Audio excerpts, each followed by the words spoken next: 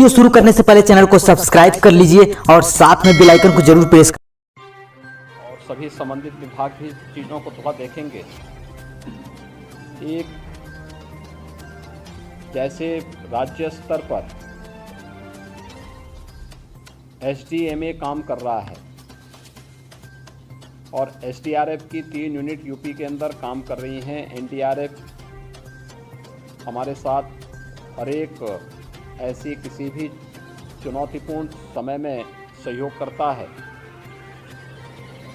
ऐसे ही जनपद स्तर पर भी हमें जिला आपदा प्रबंधन योजना तैयार करके उसके प्रशिक्षण के कार्यक्रम को भी आगे बढ़ाना चाहिए। आप इसमें एसडीएमए से और एनडीएमए के साथ भी सहयोग लेकर के इसका भी कार्यक्रम आगे बढ़ाना चाहिए, क्योंकि आपदा ये केवल बाढ़ ही नहीं है, और भी किसी भी प्रकार की आपदा का सामना कभी भी हमें करना पड़ सकता है। उन स्थितियों में एक प्रशिक्षित मैन पावर आपके पास हर जनपद में होना चाहिए। सभी 75 जनपदों में आपके पास हर जनपद में डिस्ट्रिक्ट मिनरल फंड है। वो अलग विषय है कि बहुत सारे लोग रुचि नहीं लेते, अन्यथा नदी है या मिट्टी का जो पैसा रॉयल्टी के रूप में आता है, ज़्यादातर पैसा उसी में जाता होगा। हम हर जनपद में अपनी इनकम को और अच्छा कर सकते हैं। डिस्ट्रिक्ट मिनरल फंड के साथ साथ हमें इस बात को भी देखना चाहिए कि हम उसको कैसे जिले स्तर पर आपदा प्रबंधन के कार्यक्रम को एक ठोस योजना बना करके पूरे जनपद को न केवल बाढ़ बल्कि किसी भी प्रकार की अन्य आपदा से पूरी तरह बचाव करने की स्थिति में जनपद स्तर स्वयं जिला अपने स्तर पर स्वावलंबी कैसे बने, इस दिशा में हमारा पूरा फोकस होना चाहिए। और इसलिए हर जनपद में नियमित रूप से इसकी बैठक जिलाधिकारी और पुलिस अधीक्षक, एसडीएमए है या एनडीएमए है, इन सब के साथ मिलकर के पीएसी होगी, पीएसी की फ्लड यूनिट होगी, उनके कमांडर के साथ मिलकर के इन कार्यक्रमों को आगे बढ़ाने, कमांडेंट के साथ मिलकर के इन कार्यक्रमों को आगे बढ़ाने की कार्रवाई हमारी होनी चाहिए। संवेदनशील जितने भी तटबंध हैं, उन तटबंधों का निरीक्षण सिंचाई विभाग या बाढ़ खंड से जुड़े हुए जो अभियंता हैं, जो कार्मिक हैं, उन्हें साथ में लेकर के जिलाधिकारी और पुलिस अधीक्षक वहां का स्वयं निरीक्षण कर लें, कार्यों की समीक्षा भी कर लें।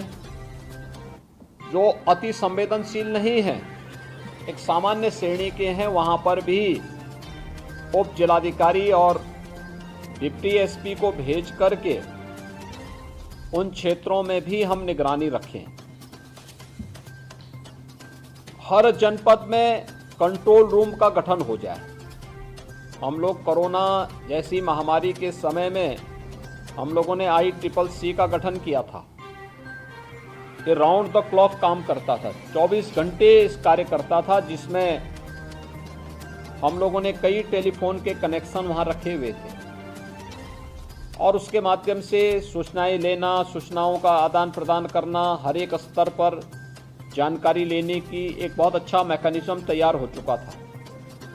कंट्रोल रूम हर जनपद का होना चाहिए और उसी तर्ज पर हम लोग इस कार्यक्रम को भी आगे बढ़ाने का कार्य करें। आप इस उसमें न रहें कि हमारे यहाँ बाढ़ नहीं आई है, हमारे जनपद में जल जमाव भी नहीं होना चाहिए। किसी भी ग्राम पंचायत में, किसी भी नगर निकाय में, किसी भी वार्ड या मोहल्ले में भी नहीं, और हर एक स्तर पर इसकी जवाबदेही हम सुनिश्चित करवाएं। नाला नालियों की सफाई, ड्रेन आदि की सफाई, उन्हें डिसिल्ट करना, जो सिल्ट निकला है उसका निस्तारण कर देना, ये सभी कार्रवाई समय से आगे बढ़ जानी चाहिए। अगर हो गया है तो अच्छी बात है, नहीं हुआ है तो इसको हम हर जनपद में करें। जिले के अंदर जिलाधिकारीगण थोड़ी भी रुचि ले लें कोई स्थिति नहीं होनी चाहिए जल जमाव की। हर एक स्तर पर उसकी जवाबदेही तय करें और इस बात को सुनिश्चित करें कि हमें जल जमाव से भी मुक्त रखना है और बाढ़ से बचाव के लिए जो भी कार्यक्रम होने हैं, यद्यपि ये कार्य जनवरी फरवरी में शुरू हो जाने चाहिए, जनवरी फरवरी में नहीं हो पाए, अप्रैल से ही शुरू हुए हैं। अप्रैल में ये कार्य प्रारंभ हो चुके हैं और हमारा प्रयास हो कि कल 30 जून है, 30 जून तक ये कार्य पूरे हो जाएं। देखिए, मानसून अक्सर 15 जून तक उत्तर प्रदेश में आ जाता था। आज मानसून की पहली बारिश प्रदेश के अंदर कई जनपदों में हुई है और उम्मीद करते हैं कि जो स्थितियां इसके बाद पैदा होंगी, आप सभी ने अपने स्तर पर जनपद स्तर की आपदा प्रबंधन योजना को बना करके उसको प्रभावी ढंग से लागू करने की अपनी तैयारी भी कर ली होगी। कार्यक्रम कोई भी औपचारिक नहीं होना चाहिए। हर एक विभाग की कार्ययोजना कन्वर्जन के माध्यम से बेहतर समन्वय और उसको प्रभावी ढंग से लागू करने की आदत हमें डालनी पड़ेगी। उत्तर प्रदेश जैसे राज्य ने अपने अल्प संसाधनों के माध्यम से, कन्वर्जन के माध्यम से बड़ी चैलेंज को फेस किया है और उसको बेहतर मॉडल भी उसके प्रस्तुत किए हैं। हमें वही मॉडल इसमें भी प्रस्तुत करना है। 5 वर्षों में जो व्यवस्थित कार्य योजना प्रदेश के अंदर बनी थी, परिणाम है कि 40 जनपदों से, यानी जो 26 जनपद अति संवेदनशील थे और बाकी 16 जो जनपद थे जो संवेदनशीलता की श्रेणी में थे, धीरे धीरे करके उनकी संख्या कम होती गई और आज प्रदेश के अंदर जब हम बाढ़ की स्थिति देखते हैं तो बरसात के दौरान विगत वर्ष काफी बड़े पैमाने पर बरसाती पानी आया था। सरयू में आया था, राप्ती में भी आया था, घाघरा में भी आया था, उधर गंडक में भी था, गंगा में था, यमुना में था। लेकिन इन सब को व्यवस्थित कार्य योजना को समय पे लागू करने का परिणाम था कि जनधन की हानि न्यूनतम हुई थी यूपी के अंदर। पहले से ही लागू की गई कार्य योजना की प्रभावी समीक्षा करना, उसका पर्यवेक्षण करना और उसको प्रभावी ढंग से लागू करने के लिए जो कार्यक्रम प्रदेश के अंदर लागू हुए थे, आज उसके परिणाम हम सबके सामने दिखाई देते हैं। हमने नदियों को चैनलाइज करने के लिए ड्रेजिंग की, लेकिन ड्रेजिंग का कार्य तब तक पूरा नहीं होता जब तक कि हम जो सिल्ट वहां से निकले उसको सही ढंग से ऑप्शन करके उसको वहां से निस्तारित नहीं कर दें। और मुझे लगता है कि ये तो हमारे लिए प्रकृति प्रदत्त एक ऐसा उपहार है कि जिसका आप उपयोग कर लेंगे तो आपके यहाँ इल्लीगल माइनिंग की बहुत बड़ी समस्या का समाधान हो जाता है। लेकिन जनपद स्तर को रुचि लेनी पड़ेगी, जिलाधिकारियों को माइनिंग विभाग के साथ मिलकर के इसके बारे में रुचि लेनी पड़ेगी, समय पे इस कार्य योजना को आगे बढ़ाना पड़ेगा। अगर सिर्फ वहीं पड़ी रहेगी फिर वह नदी के ही उसमें चला जाएगा और उसी के पेट में जाएगा तो फिर नदी फैलेगी और जब फैलेगी तो उसके बाद समस्या खड़ी होनी है। बाढ़ तभी पैदा होता है, बाढ़ की समस्या तभी खड़ी होती है जब ये हम व्यवस्थित रूप से जो चैनलाइज के कार्यक्रम को हम सही ढंग से उसको लागू करने में जहां भी विफल है वहां पे इस प्रकार की स्थिति पैदा हो रही है। इसलिए अब आपके पास समय नहीं होगा, लेकिन फिर भी अगर संभव हो सकता है तो इस पे अनिर्णय का शिकार न बन करके समय से इस कार्यक्रम को हमें आगे बढ़ाना चाहिए और अगली कार्य योजना को भी अभी से तैयारी कर लेनी चाहिए।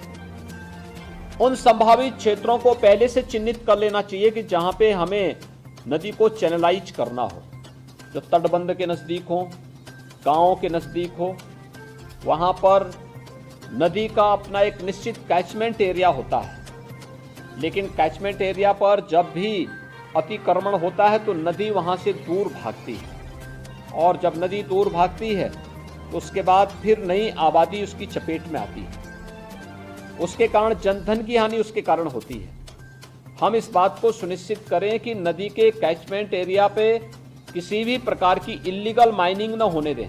मैं देखता हूँ कई जनपदों में नदी के कैचमेंट एरिया से लोग मिट्टी निकालते हैं, वहाँ पे इल्लीगल माइनिंग करने लगते हैं या वहाँ पर अन्य ऐसी गतिविधियाँ करते हैं जिसके कारण नदी के कैचमेंट एरिया के साथ खिलवाड़ होता है और फिर वह बाढ़ को आमंत्रित करता है और उसके कारण भी जनधन की हानि होती है। हम इस बात को देखें कि इसको हम हर हाल में हर जनपद इसको रोकें और ये हर जनपद का दायित्व बनता है कि हम लोग अपने यहाँ इल्लीगल माइनिंग को किसी भी परिस्थिति में आगे बढ़ने न दें, उसको हर हाल में रोकें। जो माइनिंग एक सिस्टम के साथ जोड़ करके शासन की सहमति से और बाकायदा नियमों के अंतर्गत हो रहा है, उसी को हम आगे बढ़ाने के लिए कार्य आगे बढ़ा देंगे तो कहीं कोई समस्या नहीं आने वाली है। हम लोग इस बात को भी ध्यान में रखेंगे कि जो भी कार्य योजना बनी है उसकी क्वालिटी की जांच, तटबंधों की संवेदनशीलता और अति संवेदनशीलता और संवेदनशीलता को ध्यान में रख करके जो कार्य योजना बनाई गई है। सिंचाई विभाग ने पिछले 5 वर्ष के अंदर बेहतर तकनीक को अपना करके बाढ़ बचाव के कार्यक्रमों को आगे बढ़ाने का कार्य किया है। बाढ़ निरोधक उपायों को प्रभावी ढंग से लागू करने का काम किया है। हर जनपद जो भी बाढ़ के प्रति अति संवेदनशील हैं वे इसे वहां पर लागू करें। सबसे बड़ी जिम्मेदारी सिंचाई विभाग के ऊपर आएगी, लेकिन अन्य जिन विभागों की चर्चा यहां पर अभी मैंने की है, ये सभी विभाग जनपद के अंदर भी होंगे। जनपद के अंदर भी इनके साथ बैठ करके जिलाधिकारी जनपद स्तर पर जनप्रतिनिधियों के साथ भी बेहतर संवाद बना करके इस बात को सुनिश्चित करेंगे कि कार्य योजना जो बनाई गई है वह व्यवस्थित रूप से लागू हुई है या नहीं हुई है। ऐसा नहीं कि हम बाढ़ आने का इंतजार कर रहे हैं तब आप नाव की व्यवस्था करेंगे, बाढ़ आने का इंतजार करेंगे तब आप चारे के लिए तब आप टेंडर निकालेंगे। ये सारी कार्य योजना आपके पास पहले से होनी चाहिए। अगर बचता भी है तो जब आपके पास निराश्रित गौआश्रय स्थल है आप वहां उनको बेच दीजिए, बाद में उनकी आवश्यकता पड़ेगी ही पड़ेगी। लेकिन आपके पास हमेशा एक स्टॉक इस प्रकार का होना चाहिए जहां पर आप पर्याप्त मात्रा में बाढ़ पीड़ितों के लिए खाद्यान्न और राहत पैकेट बनाने की व्यवस्था के साथ साथ जो वहां पर बाढ़ के कारण जिन पशुओं को सुरक्षित स्थानों पर पहुंचाने की कार्रवाई होगी उन्हें आप पर्याप्त मात्रा में उनके लिए भी चारे की व्यवस्था दे सकें और इसे हमें प्रभावी ढंग से आगे बढ़ाने की कार्रवाई करनी चाहिए। आधुनिक तकनीक का उपयोग करना चाहिए और हमारा प्रयास होना चाहिए कि बाढ़ एक आपदा है, आपदा के कारण जनधन की हानि को न्यूनतम स्तर तक पहुंचाने की हमारे स्तर पर प्रयास होने चाहिए और ये हर जनपद अपने अपने स्तर पर इस कार्य योजना को बना करके लागू करने की तैयारी कर ले। बाद में इसमें शिकायत नहीं आनी चाहिए। शासन के स्पष्ट निर्देश के बावजूद हम इंतजार करते रहते हैं कि जब शासन से कोई कहेगा तो हम राहत पैकेट बांटेंगे। मुझे लगता है कि अगर बाढ़ आ गई है, गांव मेरुंड हो चुका है, तो हमारा प्रयास होना चाहिए कि पीड़ितों का हम भोजन के पैकेट उपलब्ध करवा दें। अगर आपको लगता है कि गांव को वहां से हटा करके सुरक्षित स्थान पर पहुंचाना है तो हमें उन्हें सुरक्षित स्थान पर किसी सार्वजनिक भवन में सुरक्षित स्थान पर रखने की वहां पे पहले से व्यवस्था करनी चाहिए। पीड़ितों में खासतौर पर महिलाओं और बालिकाओं की सुरक्षा का उचित प्रबंधन करना चाहिए। कुत्ता या कोई जंगली जानवर किसी बच्चे को, किसी व्यक्ति को, किसी बुजुर्ग को नुकसान न पहुंचाने पाए, इसकी भी एक वहां पे व्यवस्था देख लेनी चाहिए। लोगों को पहले से ही इन कार्यक्रमों के साथ जोड़ने की तैयारी हमारी होनी चाहिए। अगर ये सभी कार्यक्रम सभी विभाग मिलकर के अपनी अपनी जिम्मेदारियों का निर्वहन करने लग जाएंगे तो फिर बाढ़, जैसे हमने पिछले 5 वर्षों के अंदर व्यवस्थित कार्य योजना के माध्यम से उस पर प्रभावी रोक लगाने में सफलता प्राप्त की है। ऐसे ही हम लोग इस वर्ष भी बाढ़ जैसी आपदा को प्रभावी ढंग से रोकने में हमें मदद मिल सकती है। ड्रेजिंग की जो कार्रवाई एल्गिन चरचरी डैम के पास हुआ है, तटबंध के पास होता है, जो बस्ती के पास हो रहा है, या जो अन्य जनपदों में जो कार्य हुए हैं, हमें देखना चाहिए कि हम अन्य क्षेत्रों में भी अभी से सर्वे करके, बाढ़ के दौरान ड्रोन से सर्वे करके या सैटेलाइट मैपिंग के माध्यम से भी हम इन चीज़ों को चेक कर लें कि हमें बरसात के तत्काल बाद भी कौन से ऐसे क्षेत्र होंगे जहां पर हम इन कार्यक्रमों को लागू करते हुए नदियों को चैनलाइज करने की व्यवस्था अभी से प्रारंभ कर लें, जिससे कार्य समय पे आगे बढ़ सके। अन्यथा मई जून में कार्य योजना बनाने से कुछ नहीं होने वाला है। ये कार्यक्रम आपके अक्टूबर नवंबर से ही बनते हुए दिखाई देने चाहिए, जिससे अप्रैल आते आते बाढ़ बचाव के सारे कार्यक्रम आप लागू कर सकें। जिन्हें परमानेंट बाढ़ बचाव के कार्य जहां होने चाहिए वे कार्य योजनाएं अलग होनी चाहिए, जो टेम्परेरी होनी है वो अलग से बननी चाहिए, और जो मीडियम उससे जुड़ी होंगी, जो तात्कालिक रूप से कुछ प्रभावी होनी है, जिनको उसका प्रभाव पड़ भी सकता है, नहीं भी पड़ सकता है, एक सामान्य वे में हम लोग बचाव के लिए करते हैं। इन सभी को हम लोग अगर एक कार्य योजना बना करके प्रभावी ढंग से लागू करेंगे तो जनप्रतिनिधियों को भी समय समय पर माननीय सांसद, माननीय विधायक को इसका विजिट करवाएंगे तो काफ़ी बड़ी जो कभी कभी क्षति हो जाती है बाढ़ के कारण, तो उससे हम अधिक से अधिक लोगों को राहत देने में सफल हो सकते हैं। मुझे विश्वास है कि आज जो कार्य योजना यहाँ पर तैयार करनी, यहाँ पर आप लोगों के स्तर पर तैयार की गई है, आप अभी से इसकी कार्य योजना को प्रभावी ढंग से लागू करने की तैयारी भी करेंगे। हर जनपद में कंट्रोल रूम बन जाए, वहाँ पर बाढ़ बचाव से जुड़े हुए विभाग और पुलिस विभाग संवेदनशील, अति संवेदनशील स्थलों पर पेट्रोलिंग की प्रभावी व्यवस्था भी करें। जहां पर अति संवेदनशील क्षेत्रों हो वहां पेट्रोमैक्स की व्यवस्था भी रखें। जहां पर पीड़ित परिवार आए उन्हें समय पे खाद्यान्न के साथ साथ ताज़ा भोजन भी मिलना चाहिए, और हम ये बात भी सुनिश्चित करें कि वहाँ पे सुरक्षा की पुख्ता व्यवस्था, लाइट आदि की व्यवस्था भी रहे, जिससे सुरक्षा की पुख्ता व्यवस्था उन क्षेत्रों में किया जा सके।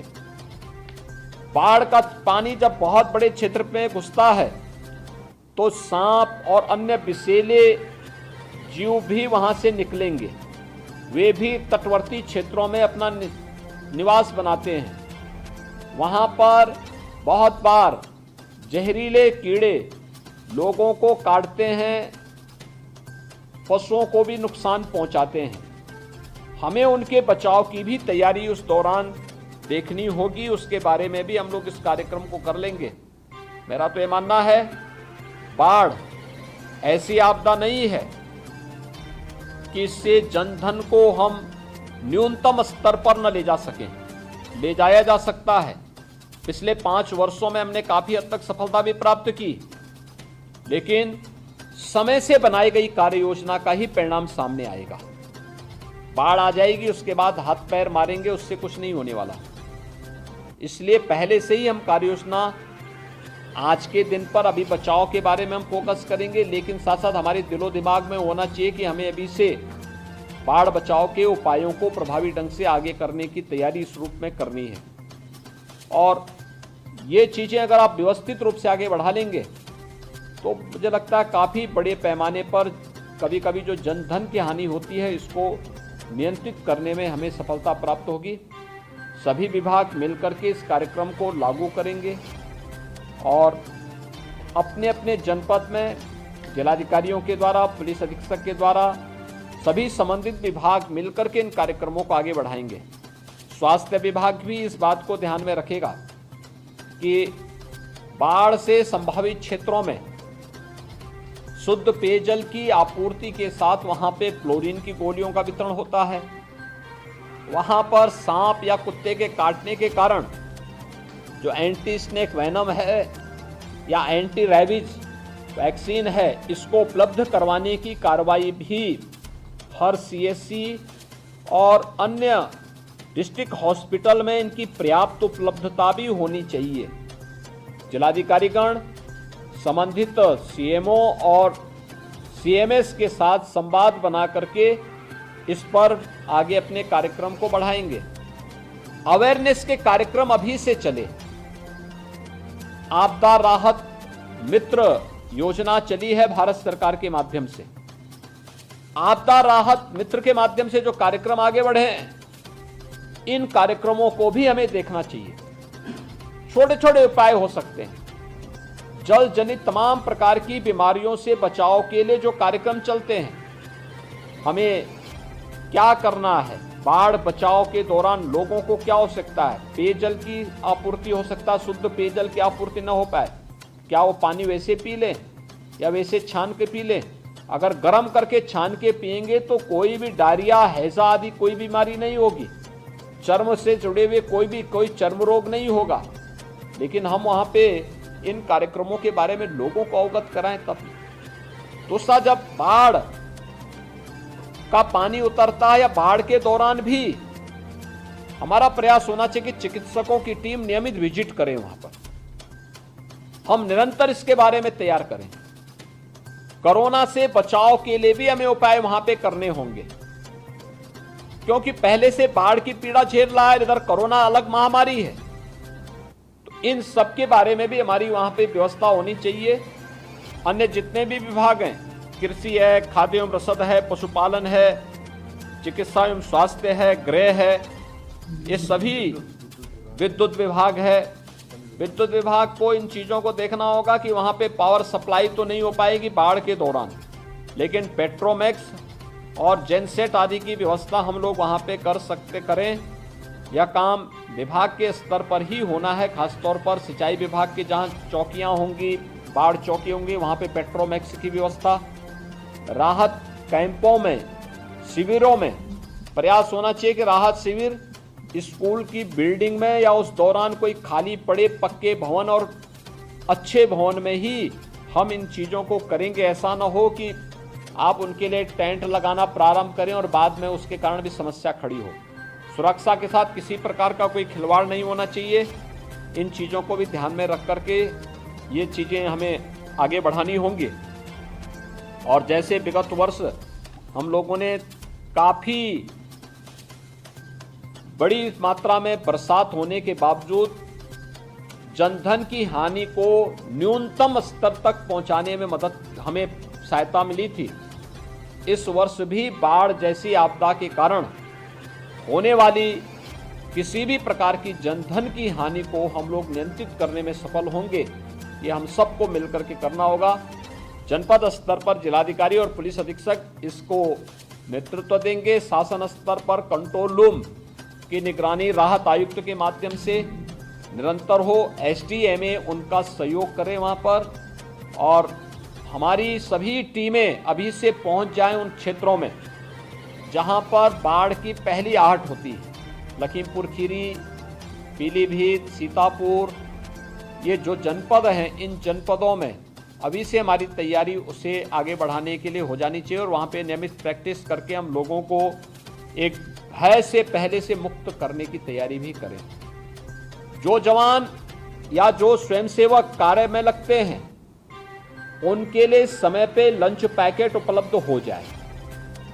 अक्सर होता है कि 8-8 घंटे, 12-12 घंटे वे काम कर रहे हैं और उनको कुछ भी नहीं मिल पाता है। ये डिस्ट्रिक्ट एडमिनिस्ट्रेशन इस बात को सुनिश्चित करें कि फील्ड में तैनात जवानों को समय पे भोजन आदि जो भी दिया जाना है वो पैकेट ताज़ा और सही भोजन उन्हें समय पे प्राप्त हो जानी चाहिए। बाढ़ बचाव के उपायों के लिए अन्य जो भी प्रयास होने हैं, जिन भी विभागों के स्तर पर शासन ने समय समय पर उस प्रकार के निर्देश जारी किए हैं, हम उसे प्रभावी ढंग से लागू करने की तैयारी करेंगे। ये मुझे आज के यहाँ पर आपसे कहनी थी। मैं विश्वास के साथ कहता हूँ कि 5 वर्ष के अंदर के सफल मॉडल के बाद सिंचाई विभाग और अन्य विभाग मिलकर के इस वर्ष भी बाढ़ जैसी आपदा को नियंत्रित करने में सफल होंगे। इस पूरे कार्यक्रम के लिए मैं आपके साथ में हुई। मेरी आप सबके प्रति शुभकामनाएं भी हैं। धन्यवाद।